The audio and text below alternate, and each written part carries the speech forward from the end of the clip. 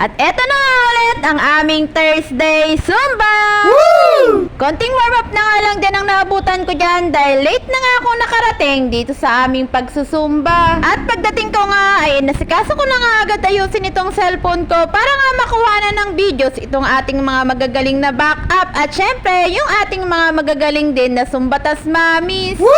Mabibilip ka rin talaga sa mga sumbatas mamis dahil super energetic at game na game din talaga sa pagsusumba na halos mga walang kapaguran.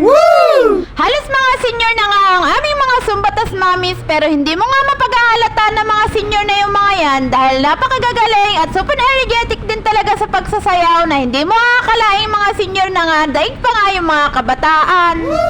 At syempre, sa pangunguna nga yan ng aming Coach Marwell na super energetic, super galing at talaga namang malilibang ka at hindi mo mararamdaman ang pagod dahil may kasama pa nga yung pa-comedy sa pagtuturo. Isama mo pa yung mga backup na magaganda at super energetic at talaga namang magagaling din sumayaw.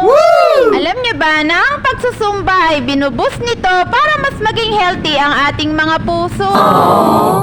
At mini-maintain ito ang good cardiovascular respiratory system. At dahil ini-enjoy natin at masaya tayong nagsusumba, nakaka-reduce ito ng stress. Wow! At sa mga mamis na nahihiya pero gustong magsumba, hindi po required na marunong kang sumayaw para makapagsumba. Ang mahalaga lang naman dito, gumagalaw ka, napagpapawisan ka at naihirsisyo yung katawang lupa mo. At the same time, habang nagsusumba ka, ay unti-unti, hindi mo namamalayan na natututo ka na ring sumayaw. O diba, ang saya? Dati, nahihiya ka dahil hindi ka marunong sumayaw. Dahil sa pagsusumba ay natututo kang sumayaw at the same time, nakakapag-ehersisyo ka pa ng katawang lupa mo. Wow! At syempre, may mga mamis din na gustong-gustong magsumba pero wala na nga ring time para makapagsumba dahil sa sobrang busy nga sa araw-araw na mga gawain at sa paghahanap buhay. At may mga ibang mamis din na gustong-gustong magsumba pero hindi na nga rin kaya ng katawan dahil merong mga hindi magandang nararamdaman. Kaya habang bata pa at malakas pa yung mga tuhod natin at habang may mga oras pa tayo para sumayaw o magsumba, i-enjoy lang natin ang pagsusumba o pagsasayaw.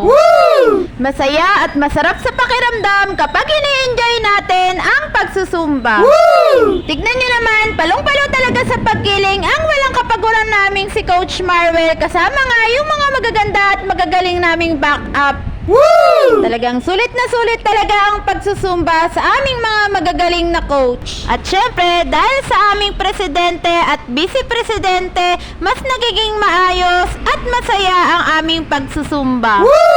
Mas nagiging matibay, masaya at maayos na samahan dahil na rin sa aming napakaalaga at napakaasikaso at walang kapaguran naming presidente at vice-presidente. At sa mga super supportive at wala ding kapagurang mga members. At dahil wala namang perpekto, hindi pa rin maiiwasan ang tampuhan at hindi pagkakaunawaan. Pero sa bandang huli, nagkakaisa pa rin at nagkakaintindihan. Pilitin nating iwasan ang mga negatibo at pilitin din nating maging positibo sa lahat ng bagay. Pasasaan ba't balang araw, mas magiging maayos, masaya, at mas magiging malaki ang ating samahan. At wala na rin akong masabi. Yun lang. Salamat!